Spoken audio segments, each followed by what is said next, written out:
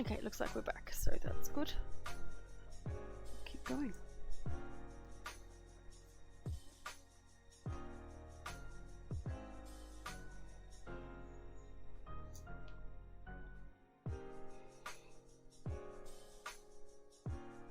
So for this one, we know that it's a really long outfit, like the torso is really long. A lot of the patterns from this book are quite short, they like fall on people's natural waists. So hopefully I shouldn't have to extend this one too much. But it's still going to be quite a long pattern.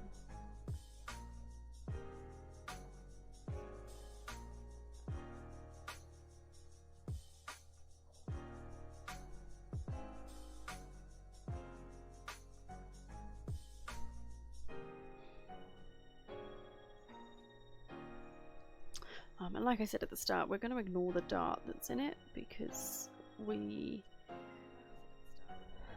kind of want it to flatten and keep this quite solid shape, because I mean it's going to get hidden behind robes and things like that anyway, but it's always good to sort of have the base shape what you intend.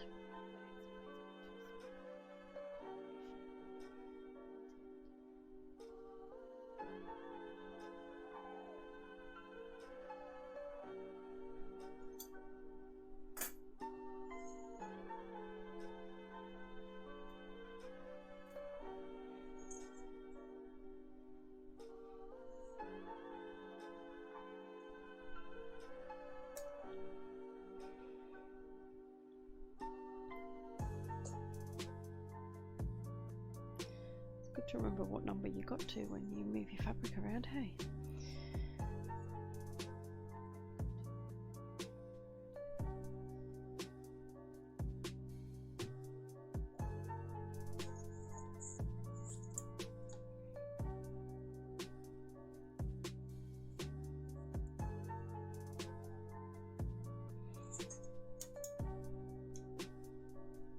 Once again, we can write on here.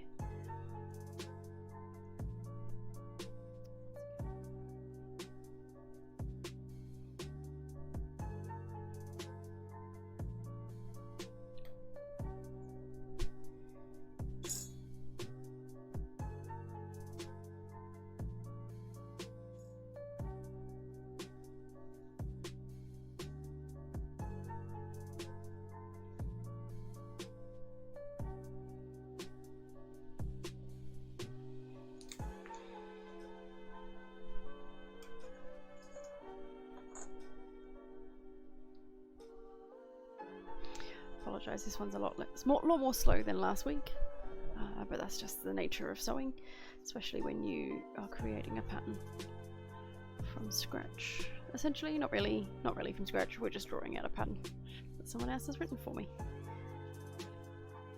I don't fully free pattern.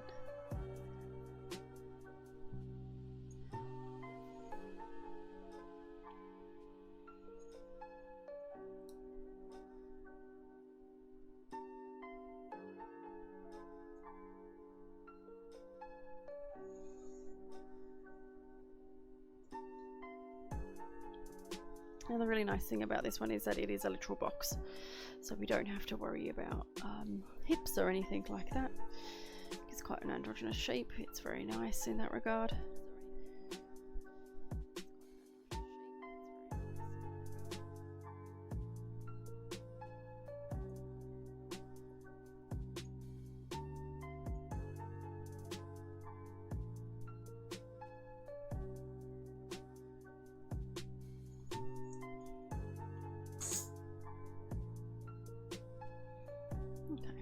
So we're going to have to flip this round because the part that I'm now working on is at the bottom.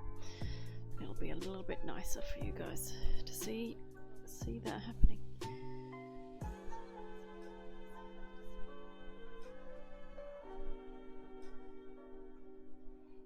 Okay. It's nice bright yellow, hey? It's nice and sunny. Sunny colour. Let's unroll this slightly. There we go. Hold this on my lap. That's the other good thing about the fabric and patterning. If you don't have a very large table to pattern on, and you don't want to pattern on your floor because you're not like don't know if someone's going to run through. My dog likes to run through. She likes to sleep all the time until I put something in her way and then she's there. Okay. So this is a literal box. That's very exciting.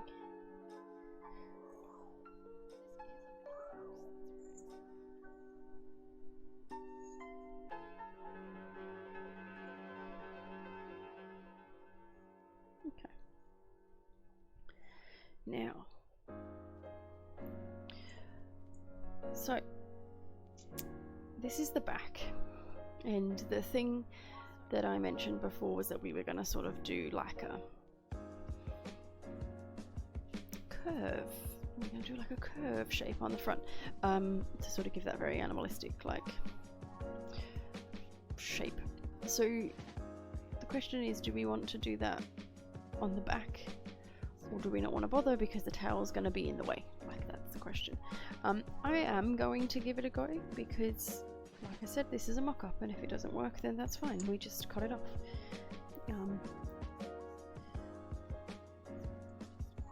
We'll just do 10 centimeters. But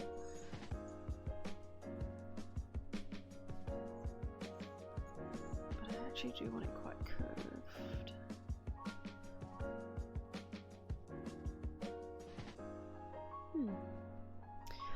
Maybe we'll chuck another 5 on because that's not as sharp as I wanted. There we go. There we go. Alright, so the really great thing about this is because it is a back without any seam, we can cheat and we can roll it so that you get 2 sides at once. So let's do that. So I'm just going to make sure everything's flat.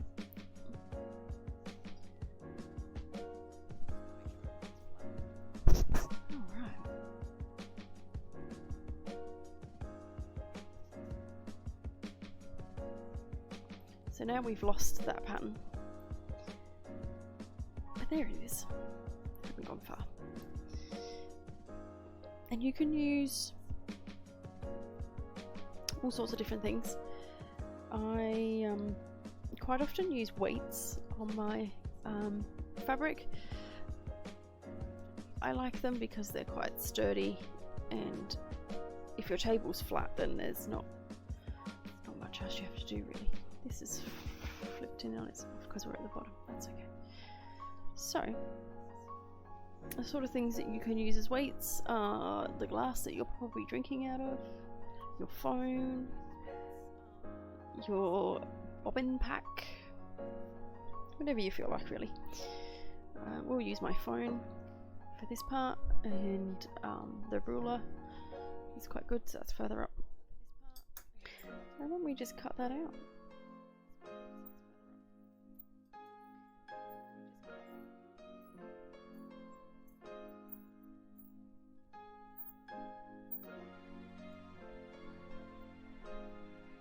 Did we need to include? No, seam allowance was just on the middle ones, that's fine. Measure twice, check once. Measure twice, cut once.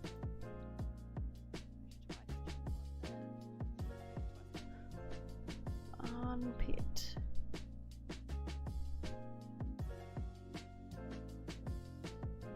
There is a seam allowance, 1.5. Alright, let's chuck that on there.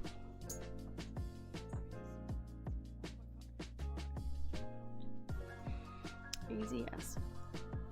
It's always quite easy to add after, especially if you're doing it with fabric, especially on this straight edge like this. It's not too much of a boo-boo if you miss it. I'd like to say that you get better at remembering them, but I still don't. Alright.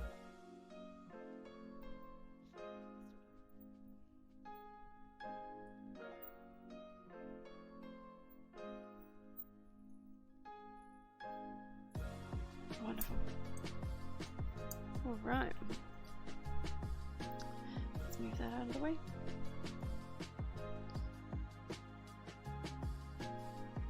Move that down. put our 1.5s on. I also really like the metal rulers over the plastic rulers just because they last a bit longer, they're a lot more durable, and you know that the edge is straight pretty much, unlike some of my plastic rulers where you sort of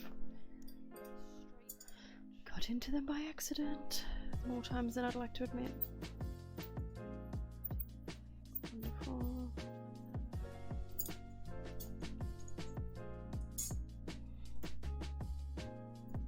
I suppose the only thing with the way we've done this back part with the curve on it, it does depend on whether the tail will sit above or under that.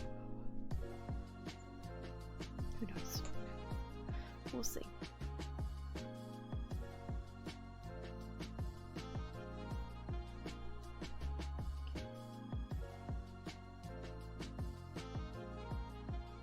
All right.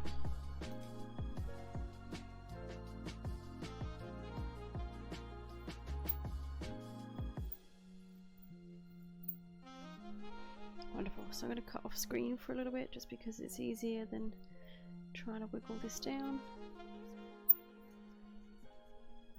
So apologies for that.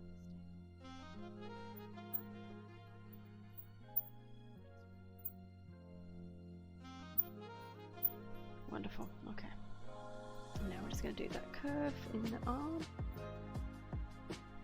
That is my whole arm. Enjoy. Okay.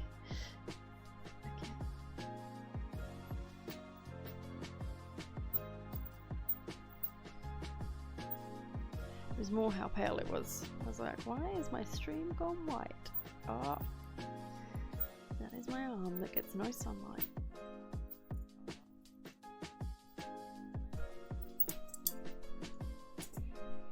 Okay, let's move this out of the way. So, now we have a back piece. So, how do you know if you've got a back or a front piece once you cut everything out? So, the neck on the back piece is normally always a lot more shallow, and the front it's normally a deeper shape. Not always, but that's generally how you can tell. So if you haven't written on it and you're not sure, that's how you know. We did still maintain our center back line, so we do have an option to put a zip in. Sometimes you only want to put like a 10 centimeter invisible zip. We might do that if it's quite difficult to get in and out of, but yeah, that's an option. So that's our back panel.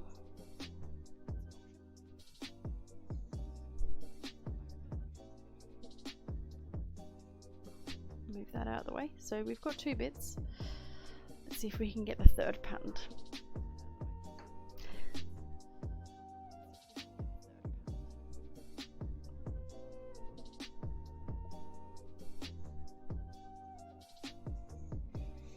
Okay.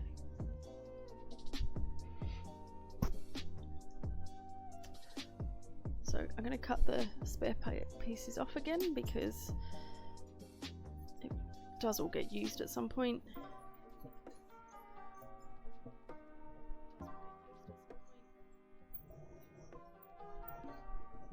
There we go, out of the way.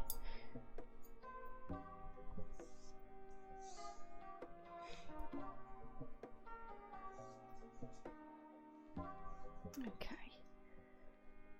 So the reason I've saved the front part till last is because it is slightly trickier because of the way that they have done the picture, so I have to think about flipping it so that we get it right, but we can always do this. You can always pre-flip your fabric. I mean, that is always an option. So you essentially draw on two pieces at once. I'm not going to do that though. I'm going to flip it around. I think it's just going to be slightly less heartache. Okay.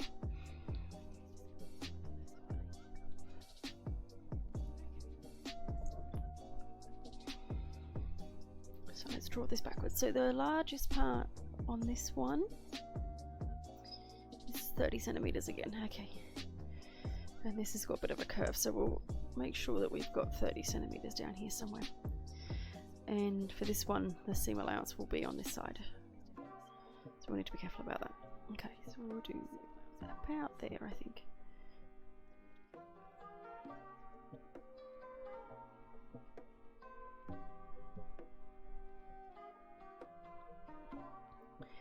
Wonderful. Okay. So we'll get started. But in the other way around, so bear with me because I'm flipping everything. Okay. So 9.1.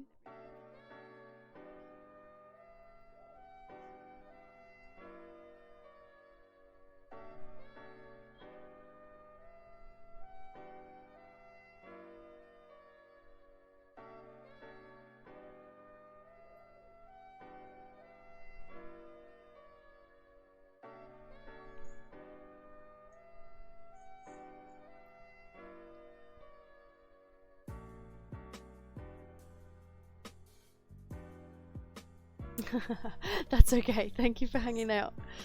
Walks are important.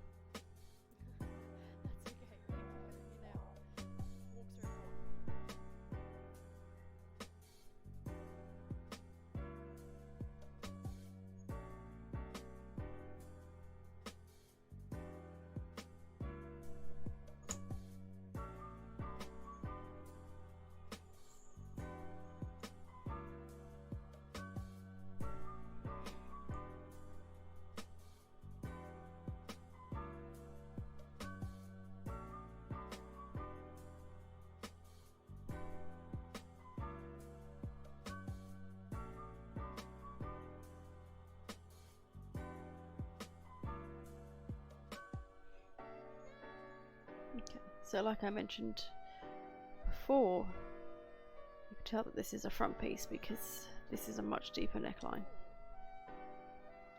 Is it because your nose gets in the way? I don't know. I don't have very much formal training in sewing. I took 2 sewing classes and I enjoyed them, but they were quite a way away, so. And the Saturday classes always filled up really quick, so I never was able to make it, but that's okay.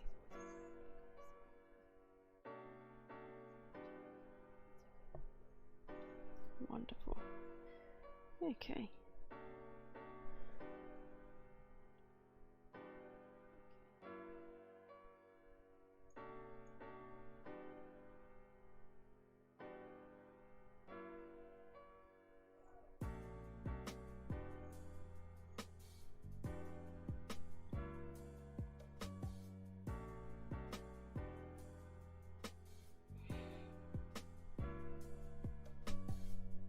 I'm going to just draw an extra line in just so that I can keep track of where we are.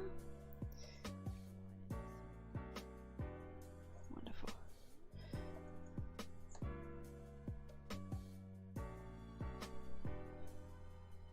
This is the 29.5.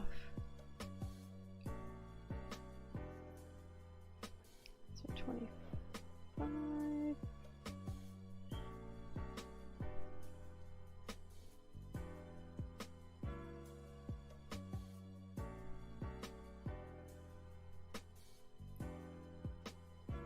27, 28, 29 and a half.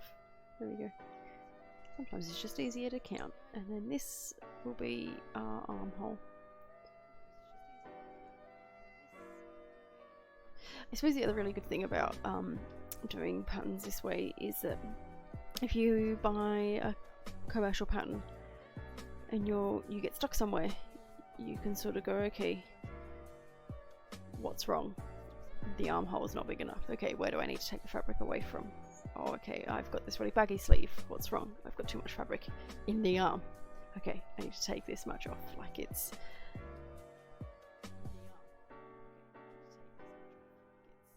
Like I find it quite a good... Like it's a cheap way.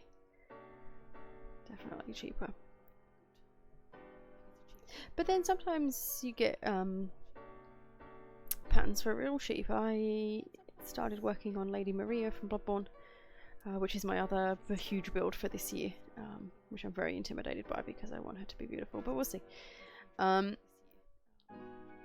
and there's a glove pattern for her that I've wanted for a while. It's like one of the historic ones, and yeah, I got it on sale, and it was 3 for $15 when that pattern is $21.95 or something like that on its own. So yeah, definitely can be very affordable.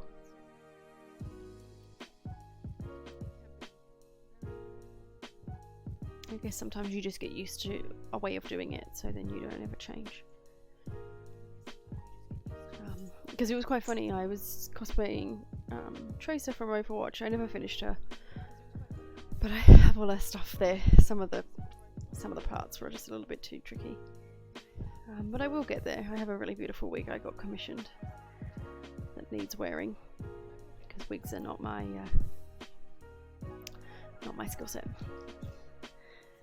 But with her, she has her like sheepskin jacket, like Air Force jacket that she wears, and I made a mock-up about 3 times using these patterns, and then I was like, no, they're not quite perfect. I'm gonna splurge and treat myself to a pattern. So I did, and I bought one that was pretty much the closest I was ever going to get to that jacket, and I still messed it up. So, and I went back to these patterns, and so I don't know, sometimes it's just better with what you know.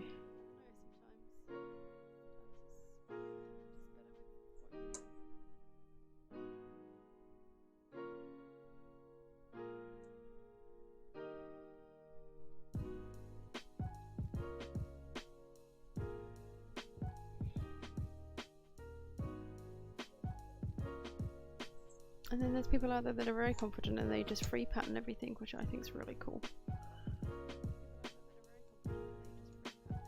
Especially since there's lots of guides out there on how to free pattern for foam. And clothes can be done in the same way. Okay, on the home stretch now, guys. Especially for the shirt, anyway.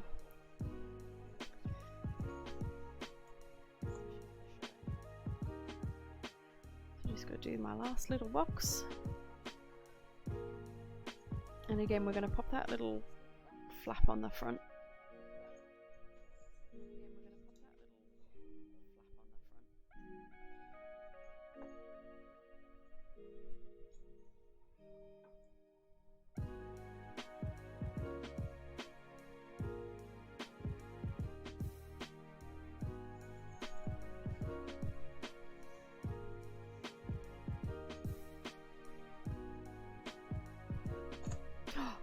I'm gonna get in trouble.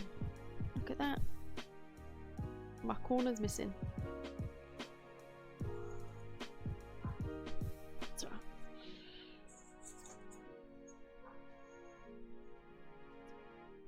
So where would 3 or so zesty take? It's just there. Okay, good.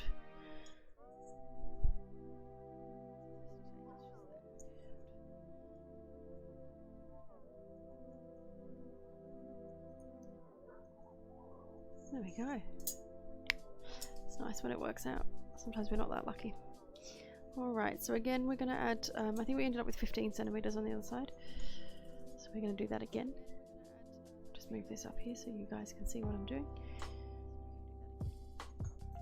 So yeah, just a 15 centimeter, and then pretty severe first curve. So we'll just sort of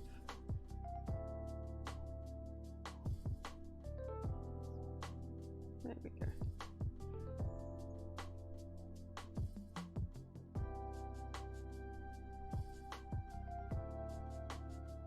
I know everyone says not to draw with a shaky hand because you need a defined line, but sometimes it's just, I don't know, just looks a bit nicer. Okay, so we're going to do the exact same thing again that we did with the back at the front, and we're going to make it seamless. So we're going to just fold this over.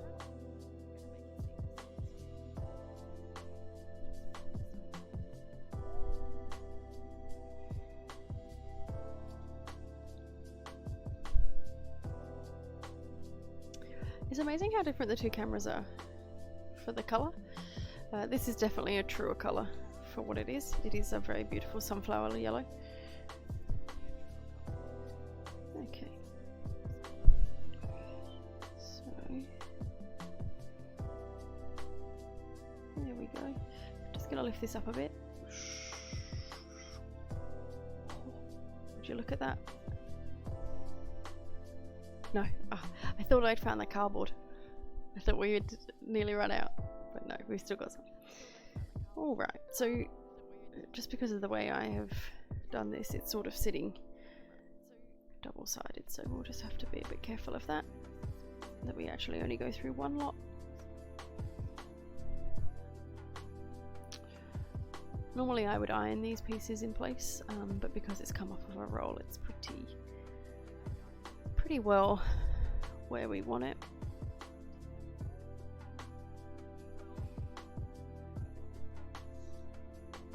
It's just really important that that back seam is straight. That's the important thing.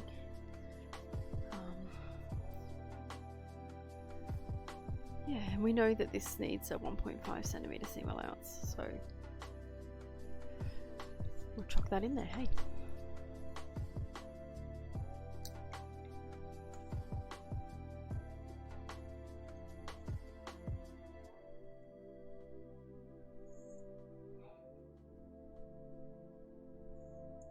Does anyone in chat have any questions about sewing? Can be anything.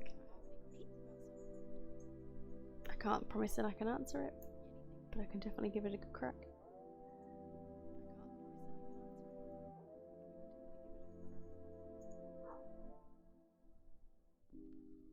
I think the problem with sewing is it's not as exciting as some of the other techniques, because a lot of people will have done some form of sewing in school, but I can tell you, like, a really nicely sewn project just looks amazing, so I do highly recommend it as a skill to work on.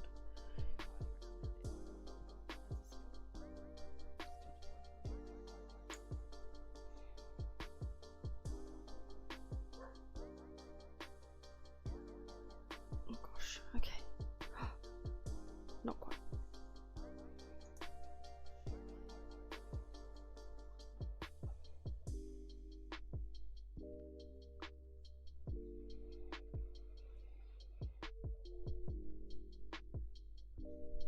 Let's flip it around because it's just not sitting how I want it to sit.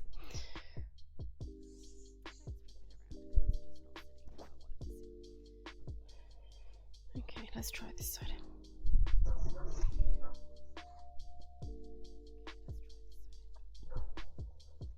There we go, okay. Little better. Alright, there's my back seam, which is actually my front seam because we're on the front shirt, but that's okay.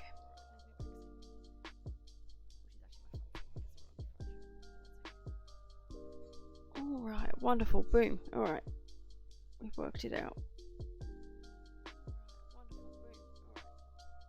So, once again, we're going to use the phone as a weight.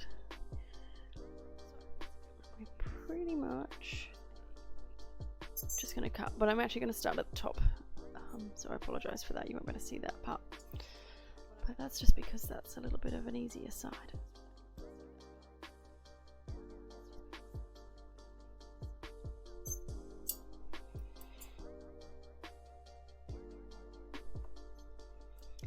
Would be if I held my scissors the right way up.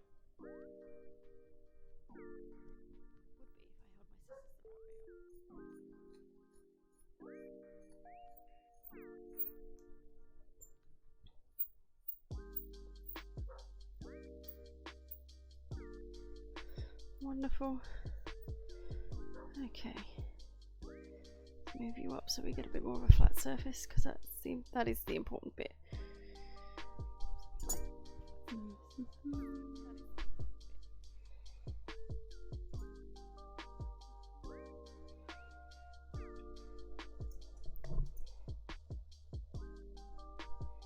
But it's okay. If this mock-up doesn't work out, that's what it's for. It's practice.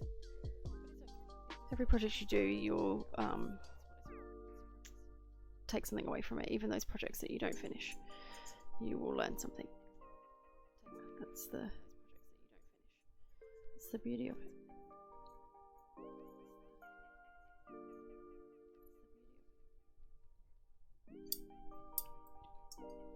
I should really get one of those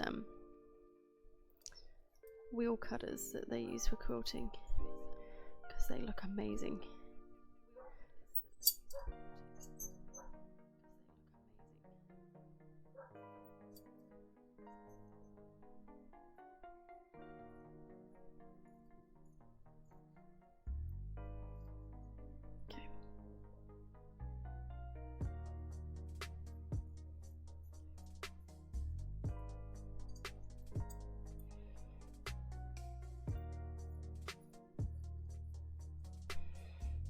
Alright, now we're on the home straight, the square. So with this pattern, we didn't include any darts, so that made it nice and straightforward. Fairly easy. Alright, so we don't need my phone anymore. Okay, so that's that roll actually all done with, which is exciting. So now we have a front piece, so we better write that on there. And yeah, always good to write what way up it goes. It's good practice to get into, like especially if you move into doing maybe corsetry and stuff like that, because a lot of the pieces do look the same.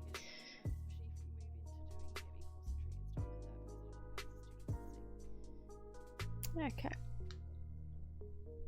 so now we are going, so we've got our sleeve, we've got our back panel, got a front panel. Now, one of the disadvantages of these patterns is they don't show you where to put your notches. So when you're using, I suppose, Western commercial patterns, they have little notch guides. So when you put your front and your back piece together, you know exactly where they need to line up. But with this, it's sort of a little bit of winging it. Okay. So we will start with the sleeve. There it is. Cool. So that's my thread, but where is my needle?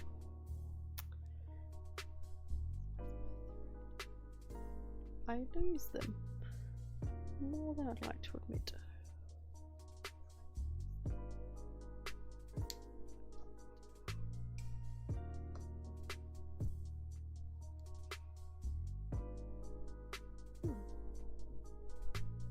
Sometimes I put them in my clothes. No.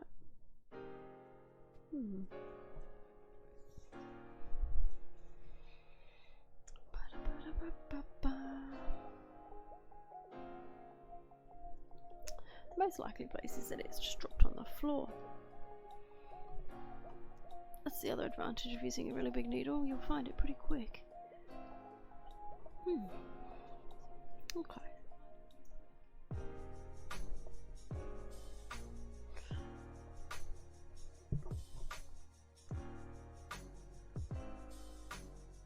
What?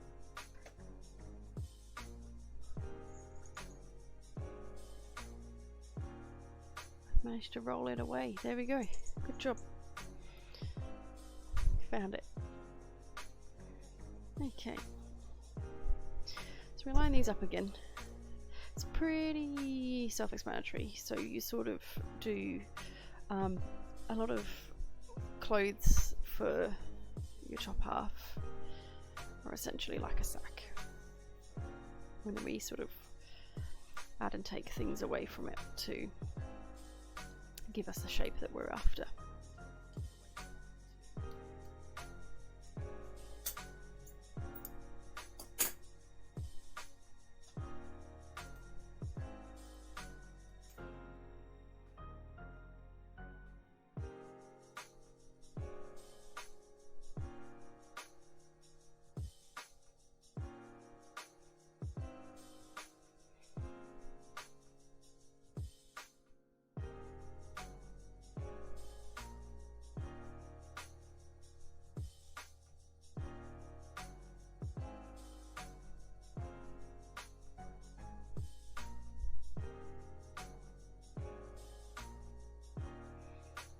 So once again, nice big fat running stitch.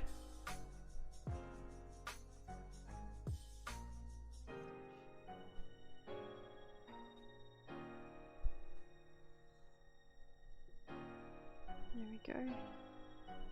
I'm gonna just close these all up just for speed, just so that you can see what it will look like, and that we can move on to the puffy pants, which I did promise.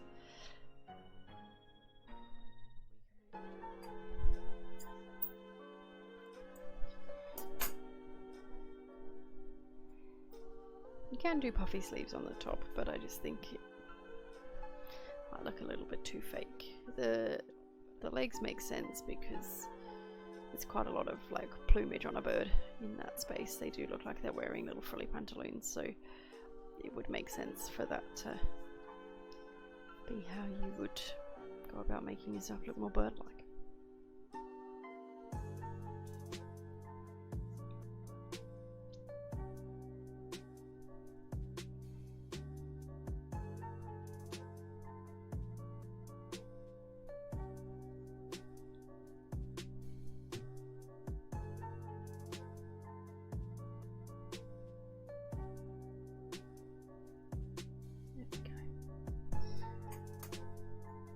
You can, I'm just using my fabric scissors to cut this thread. You can use like thread snips, whatever you prefer.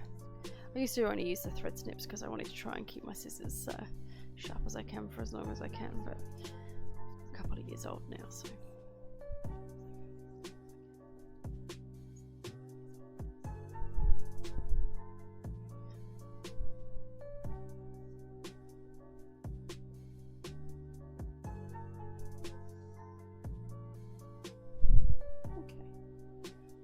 One is slightly longer than the other, that's right.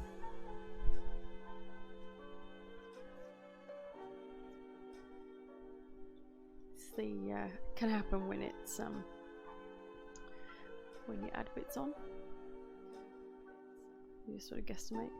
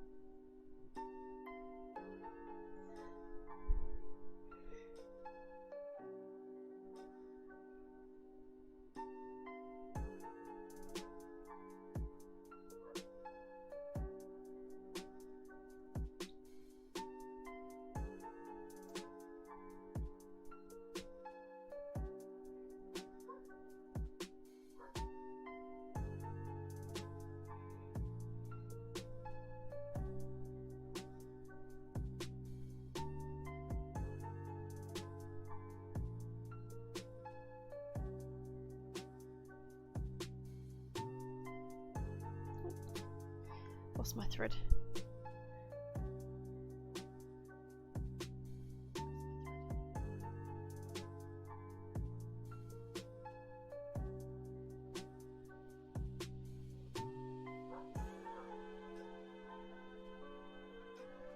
Alright. That's one side done. And we'll go to the other side.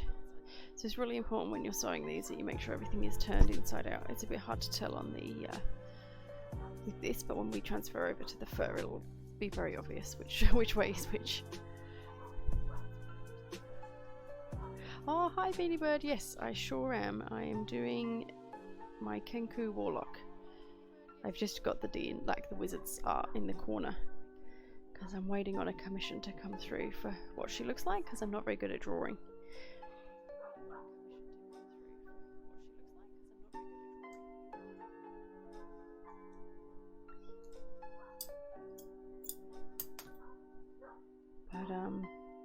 She's a character I've been playing for about a year, I think. Played for a year and then we had a break. But yeah, I thought it would be fun and something a little different. I've not done an OC before, and I guess the exciting thing with them is you can make them as elaborate or as simple as you like. So hopefully once the bare bones are made, I'll be able to wear her, and then I'll be able to add to her over time. So I think it'll be quite a long project, which is nice at the moment when we can't go anywhere.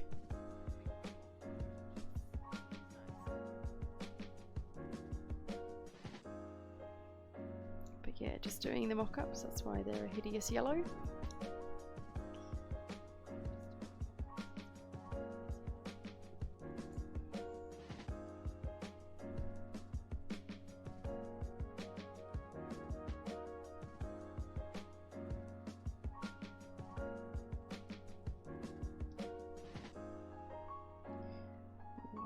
Alright, so that's our second side done. Oh. Good. It's always really important that you have it all pulled flat, because obviously that having it ruffled like that gives it a very different look. Alright. So that's there. We'll just attach the sleeve on, which I have yeeted somewhere. No. Ooh. There it is, underneath me. Didn't go anywhere. Yeah, it's hard to I played Pathfinder for a number of years, and then we stopped because the group got too busy, and then had some friends that wanted to get into D&D, so then we started a new group, and it was very good. But it is a big time sink, so I understand why people can't always play. I'm very into one-shots at the minute. I find them about the level of commitment that I have. Alright, so we now turned this all so that it's right-sided out, so then all of those seams that I've sewn are like hiding on the inside, so you get this nice thing. And I want to show you on here. So this was the seam that we sewed with just the double running stitch, but if you don't have a sewing machine and you really want to try cosplay, like you can start with just hand stitching. You just sort of do this a couple of times to reinforce it, and you can get some really smooth looks, and because it's hidden, no one knows that it's done by hand, especially when you double up. Alright, so I'm going to show you guys how to attach a sleeve, because it is a question that I get quite often. So this is now the armhole. We've got the back because we wrote it, and the front because we wrote it. And so what you actually do is, even though I've beautifully turned this round the right way, turn it back inside out. So you basically want the wrong sides out, and then you get your sleeve, which is the right sides out. Turn it so that you've got that nice arch that we talked about at the beginning.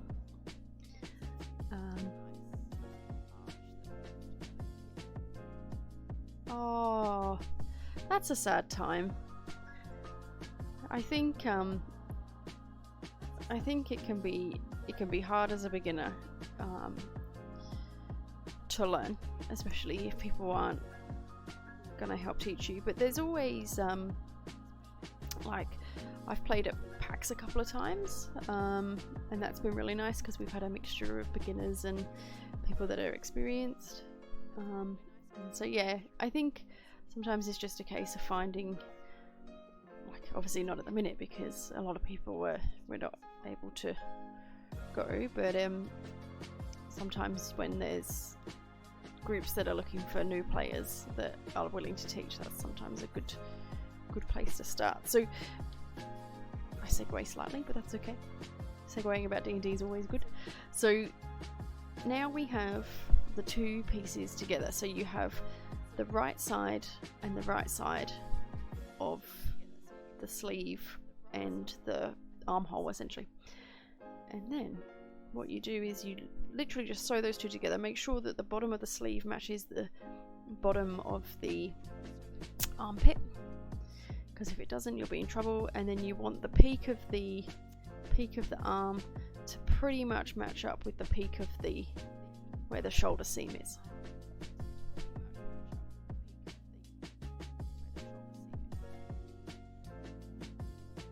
And then once again, we're just doing a 1.5 centimeter. It doesn't really matter, whichever you pick, you just stick with.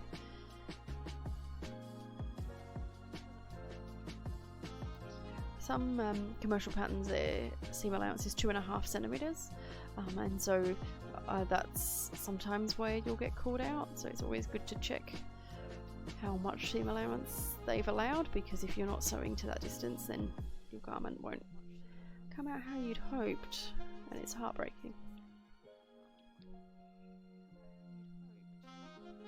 All right.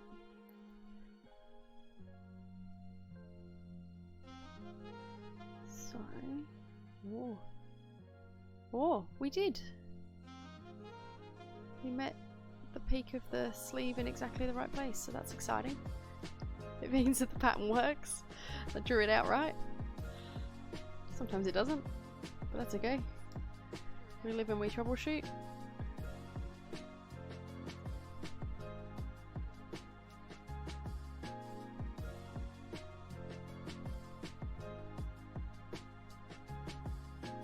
Does anyone have any favourite characters that they've played in D&D, or a character that they'd like to play? I have a couple of favourites. Knight's obviously one of them, because I'm making her, so she's going to be pretty up there. But I did play a one-shot where we had to be children trick-or-treating. That was a lot of fun.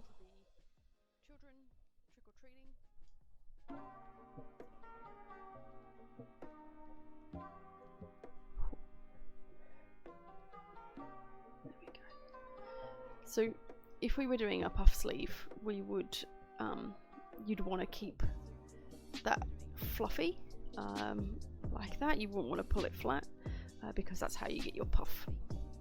You basically have an excess amount of fabric in a smaller hole. So it gets that nice little puff. But like I said, we're only doing puff on the pants, which I will show you shortly. Wonderful. Alright, and that is how you sew a sleeve. So then we turn the whole thing right way round, and you will see we have a little tunic with a sleeve, which is very exciting.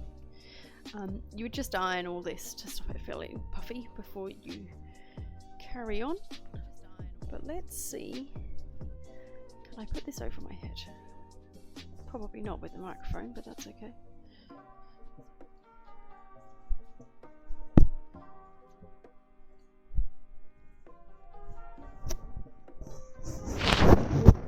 No, headset's too big, but it definitely fits, which is exciting. So, that is how you make a shirt, but also how you turn a pattern into a pattern. So we're going to move that out of the way, because I obviously have to try that on to check whether we can cut it out of the actual fabric. But I did cheat, and I did make puffy pants already. So let me show you what pattern we used for these guys, because I was hoping to do the shirt a lot faster than I managed, but that's okay. So bringing back this pattern book, this one's a different one. Oh, that's the back. This one's a different one, because I have a number of different ones. So with this one, we used, not that one. Oh gosh, where is she? She was, there she is. So we used these pants because I wanted that length. Hi Jamie, how are you? So I wanted to have pants that were about that long, because with a lot of the other kenkus that I've seen, people sort of make their fluffy bits sort of knee length, so I thought, oh yeah, that's a good start. And it's much easier to sort of have that already and then add fabric to make them puffy. So we used this pattern, drew it all out in advance, because that was a lot easier than trying to do lots of patterning on one stream. And then we end up, so you basically, it's a bit tricky to see. That's good. So we sort of do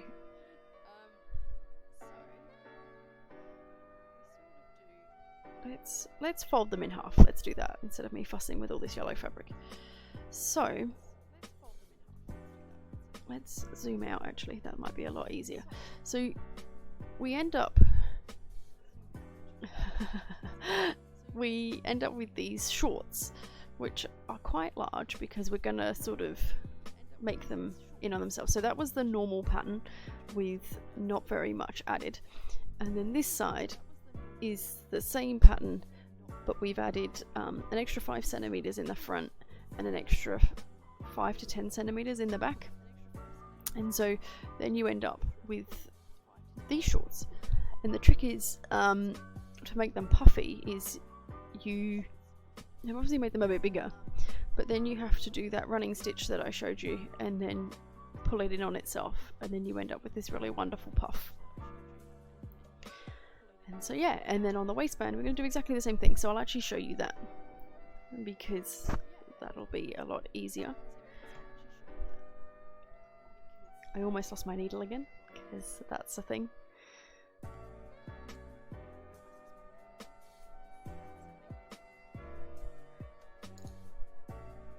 Yeah, I wasn't very good at advertising this stream. I was like, oh, if people want to join in, they can. If not, I'll just be crafting, which is fine because I need to get my crafting done.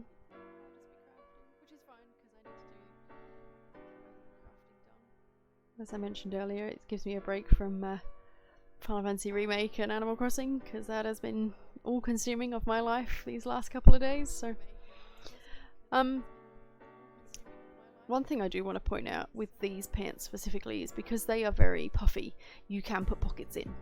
So basically, this is just the side seam, so you'd essentially maybe like leave that shut and then open up 5 to 10 centimeters here, and that's where you'd put a pocket. And you can put 2 in because, like I mentioned before, you never know if you are going to have a cosplay helper or not, and I always try and build my costumes in a way that means I can be pretty self-reliant. Like I can have my phone and not have to worry about a bag and things like that. So always good to put a pocket in. So when we puff these up, it's a lot easier than some of the things we've done already. So basically, you can do this on the machine as well. Like there's a running stitch and you basically don't double back at the end, and then you sort of give the seam a tail. Okay, so now we're going to go like this, and my favorite thing about puff pants is that we don't have to think about any sort of fastening because the elastic will do that job for us. It's also very good because if you do fluctuate sizes, your costume will normally always fit because you just let the elastic out a little bit, or you tighten it depending on what you need. So I do try and use puff pants quite a lot.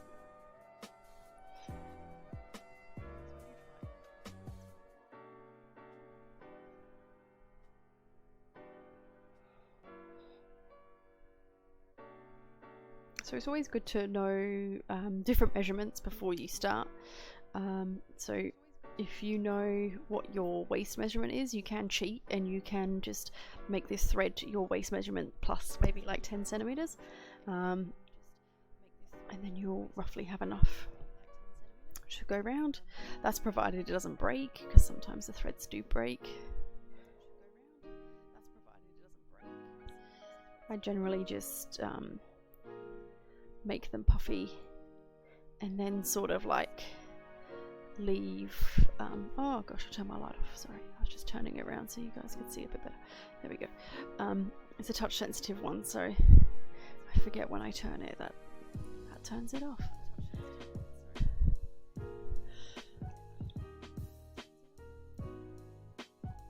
Okay,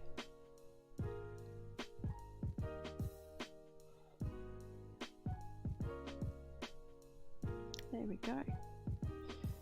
So then you end up with this really like very bunched up mess, which is definitely too small for, probably that's my leg size, not my waist size. So we pull this out until roughly where we think, and then we go try them on.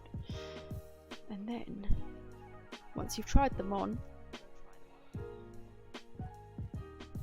you, like, I'll try them on with the needle still in, and then when you try them on, you just close that off or tie a knot, whichever you prefer.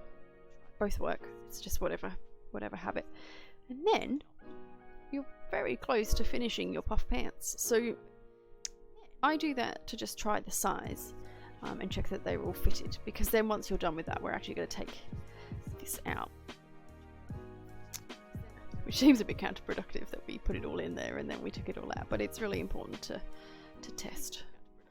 So what we need to do is essentially fold this over and you create like a channel. So then you just sew along here, and then this becomes your elastic channel, and then you pop your elastic inside. But I did actually want to talk about fur for a little bit for the last 10-15 minutes or so, because the shirt took a lot longer than I intended. So let me just grab the fur that we've got. So, oh dear, okay, so fluffy. So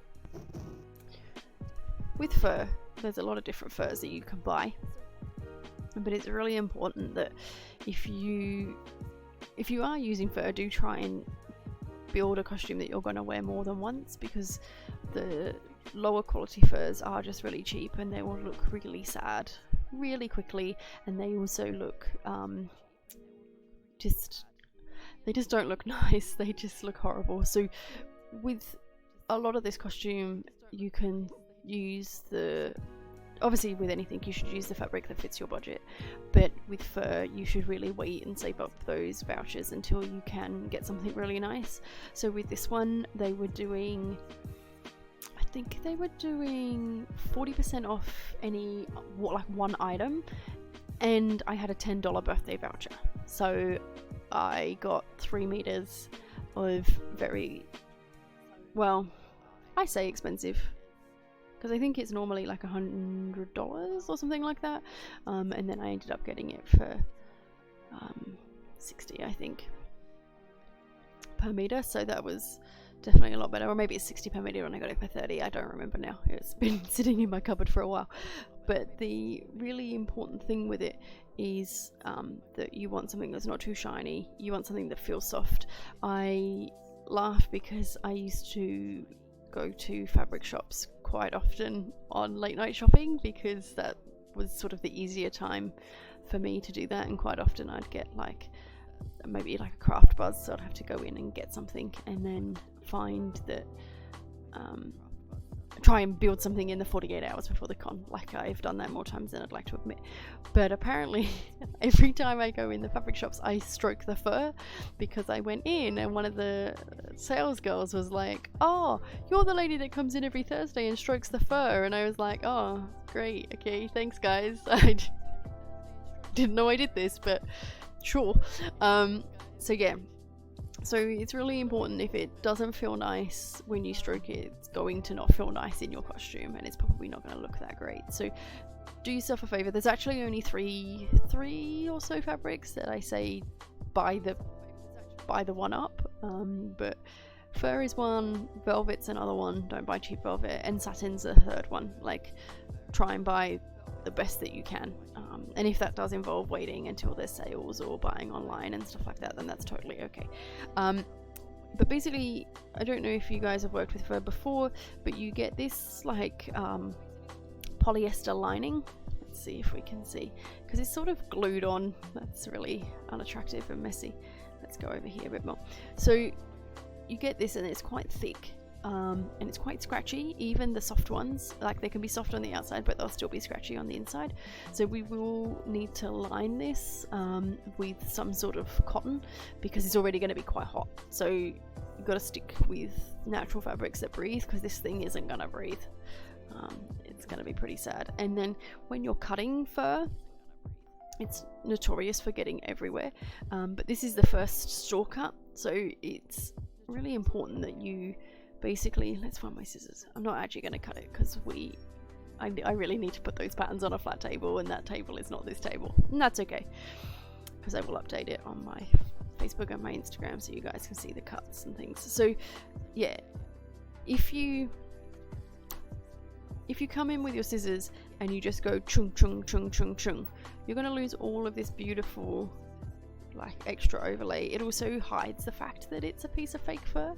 Like, it looks definitely a lot more natural.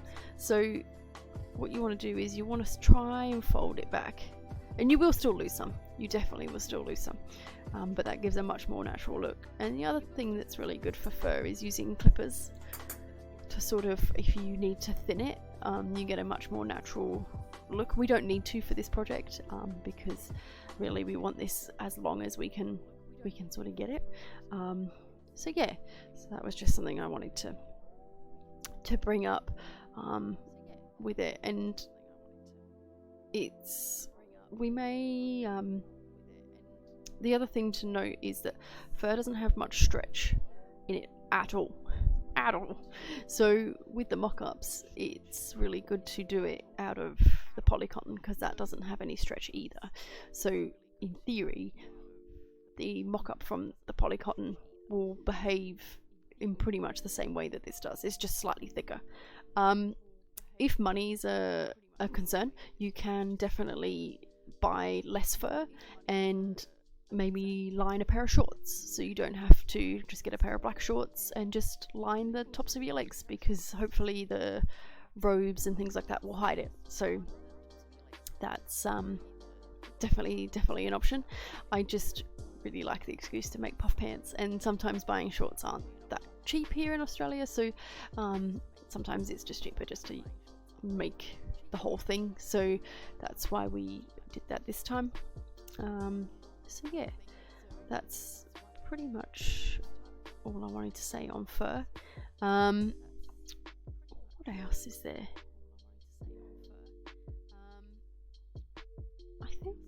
I think that's pretty much all I had prepared for this time, guys. Because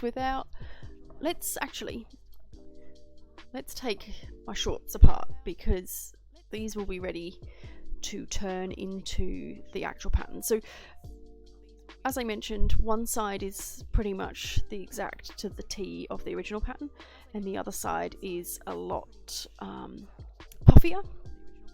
So when I transfer this into the fur, I'm not going to transfer the non-puffy side. I'm going to stick to this side. So I did this all with hand stitching in between.